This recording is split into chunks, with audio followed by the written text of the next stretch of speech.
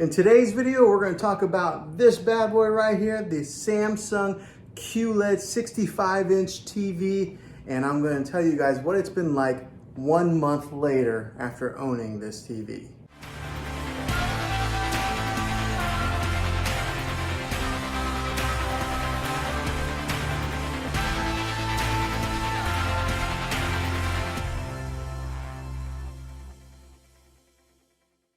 Well, hey guys, Juan here. Thanks for stopping by my channel and checking out this video. So if you're watching this video, maybe you're in the market to buy one of these Samsung TVs, or maybe you're just interested in what this TV can do.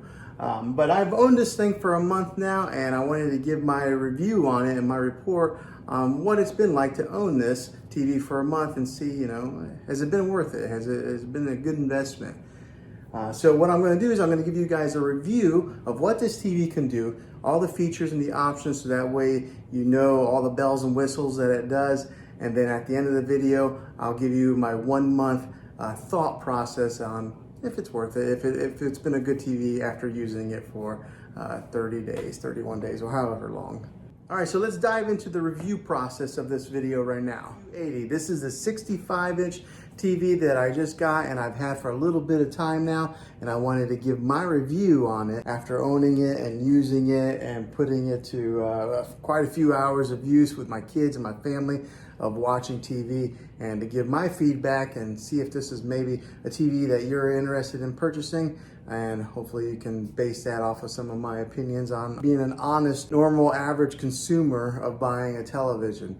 Now, I don't work for Samsung. I'm not affiliated with them by any means. So what I'm telling you is all my honest opinion of owning this thing for a little bit of time now. So what I'll do is I'll talk about what I've learned from it, and then I'll talk about more of the in-depth specifics on this TV later on in the video. But as far as owning it for a few weeks now, it's been a great TV. The picture quality is awesome. I mean, like, really awesome. So I upgraded from a 4K UHD TV to this QLED 4K UHD. Also, it's just bigger. I had a 55-inch and I went bigger to 65. So I think a lot of times whenever we upgrade our televisions, we usually end up going bigger.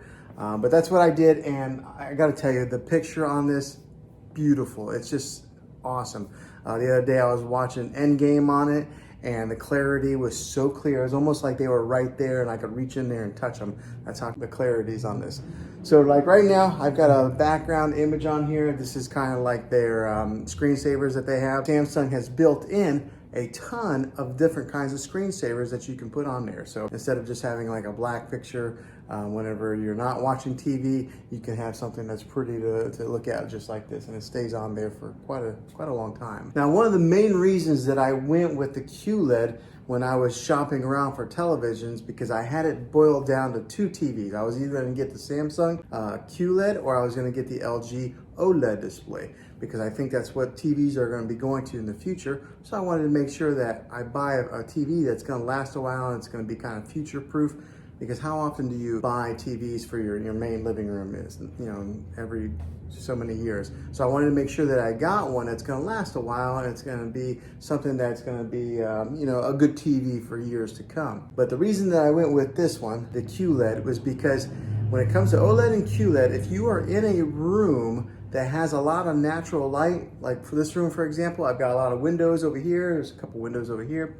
there's a glare that'll be on the TV. The Samsung QLED is better when it comes to glares on a TV than they are with OLED. So that was one of the big reasons that I went with this TV. Also, I am a fan of Samsung. I've had a few TVs of theirs, and they've always lasted a long time, versus somebody who maybe had a Vizio or something like that. I had a buddy who had a Vizio and it lasted like a year and it broke on him. My Samsungs have always lasted quite a long time. So they're a trusted brand. They're at the top, they're right there with Sony and LG. And so buying a Samsung QLED was something that I was pretty confident in it lasting for years to come. Now, let me talk about some of the specifics of actually using this thing for a little while. This has what's called Bixby built into it, okay? And if anybody has a Samsung device, they're pretty familiar with what Bixby is. But if you're not, Bixby is kind of like Samsung's Siri, like Apple's Siri. or it's kind of like their Amazon Alexa, okay? It has Bixby built in it, so you can talk to this TV and turn it on with the Bixby command. You just say, hey, Bixby. But let me tell you, it's not that good yet, okay? Samsung has some work to do with that. I would have to say that Amazon's Alexa is the leader in the industry when it comes to artificial intelligence and talking with voice commands. Siri works pretty good on my phone. Maybe not as good as Alexa, but these guys are last in line. I don't know, for some reason it doesn't understand my voice very well. I sometimes got to yell it. It does have that capability to have that voice command in your TV. So talk about living in the future. We're like in the Jetsons age, or Back to the Future too, if you're a fan of those movies like I am. So a little bit more on that Bixby. Another reason why I'm just, don't know that I'm quite a fan of that feature on this TV is there's been times that we've been in our room watching TV and we would have a conversation with one another and then it'll pop up like we activated it, and it did that and out of the middle of nowhere. I mean, we didn't say the word Bixby. So that feature, I'm not a big fan of it, and I'm still trying to learn how to even turn off that feature that way. It doesn't interrupt our TV watching with a random pop-up. That's one of the cons on this TV that I've experienced so far. Now, the other thing that I experienced that was kind of a con is that there was a time that I turned off the TV completely, and I was in the kitchen area and I was kind of cleaning, and then all of a sudden the TV just came back on. How creepy is that? But I'm sure it was because of that Bixby built in there that it turned it on. So it's almost like having Poltergeist TV inside your house. So that was kind of weird. It's only done that twice to me. In the middle of the night, the TV came on one time. So in a good length of time that we've owned this TV, that's happened. So that's the con on it. But the pros outweigh the cons on this TV. It is such a great TV. The clarity, the picture on it is just amazing. So let's take a look at it a little bit. So the remote on this thing looks like this, okay? So it's a pretty narrow remote. There's not a whole lot of buttons on there, so it's not real daunting. Sometimes you can get a remote that's got so many different buttons on there that you don't really know what to do with, but this is what the remote looks like, and it's kind of shaped like that. So it's almost a little bit narrow to lose into your couch or your recliner, but just keep an eye on this bad boy. Now, the great thing with this, it is a smart TV, so it does have its own smart capabilities that are built right into the TV. You don't have to go out and buy an external stick to put in there, another like a Roku device or a Fire Stick or anything like that. Samsung has their own smart technology built into the TV. So when you hit the home button, just like this, it brings up all the different options of apps that you can download on there. And with this being one of the newest TVs out in the market, one of the best TVs out in the market, it's got every app that you can pretty much think of. So it's got even Apple TV, which sometimes it's not available on all TVs, but this has Apple TV. It's got your Disney Plus, your Hulu, your Netflix, which are built in. And then also on the remote, it's actually got Netflix right here. It's got Prime Video and Hulu as quick shortcuts that you can press, and it'll automatically launch those apps. And another thing that this TV has that a lot of TVs don't have is a Spectrum TV app. So maybe if you have cable TV, cable internet like that, the Spectrum TV app is available on the Samsung device, because they only released their app to be available at the time of this recording to 2 different platforms, and that was Samsung and Roku. So if you have a Roku TV, Roku stick, you can get the Spectrum TV app. And if you have a Samsung, you can get that also. Like I said, it's got pretty much everything available out there on the App Store. You can get it on this TV. And along with having all the different apps that you can download, it does have its own like TV platform. So we'll go right here, this little icon. So right there's Disney Plus, Spectrum. That little icon there is kind of like their own built-in platform, and it's got free movies on there also. It's got movies that you can buy. I haven't used it too much because I've always just used our Netflix or our Disney Plus, but it does have that capability in case you buy it and you don't have a subscription to Netflix, Hulu, or any of the other ones.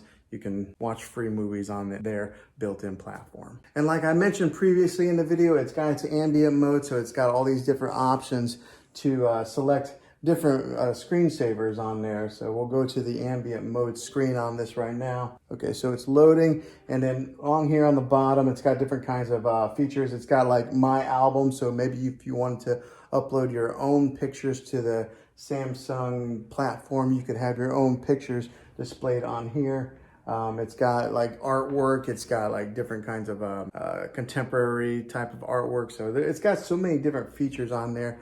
but I kind of like the landscape view, so I've kept that on there for a little while. Every once in a while, I'll change it up. And if you are in the whole smart things platform with the Samsung, it is built right into this TV to where you can control some of your other devices that are in that smart things hub.